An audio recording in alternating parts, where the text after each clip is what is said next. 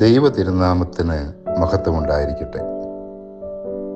തിരുസഭ ഇന്ന് നമ്മുടെ ചിന്തയ്ക്കായി നൽകിയിരിക്കുന്നത് വിശുദ്ധ യോഹന്നാന്റെ സുവിശേഷം 15-ാം അധ്യായം 11 മുതൽ 17 വരെയുള്ള തിരുവചനങ്ങളാണ്.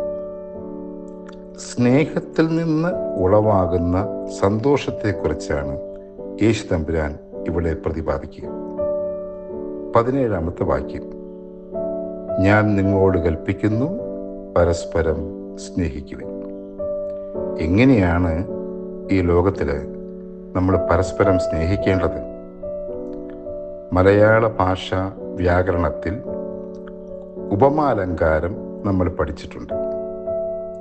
മന്നവേന്ദ്ര വിളങ്ങുന്നു ചന്ദ്രനെ പോലെ നിൻമുഖം. ഇവിടെ പോലെ എന്ന പ്രയോഗത്തിനാണ് ഊന്നൽ നൽകിയിരിക്കുന്നത്. ഈ തത്വം എടുത്താൽ നമ്മൾ എപ്രകാരമാണ് ഈ ലോകത്തിൽ പരസ്പരം സ്നേഹിക്കേണ്ടത് എന്ന് യേശു തമ്പുരാൻ കൃത്യമായി 12-ാമത്തെ വാക്യത്തിൽ പറയുന്നുണ്ട്. ഇതാണ് എൻ്റെ കൽപ്പന, ഞാൻ നിങ്ങളെ സ്നേഹിച്ചതുപോലെ നിങ്ങളും പരസ്പരം സ്നേഹിക്കണം.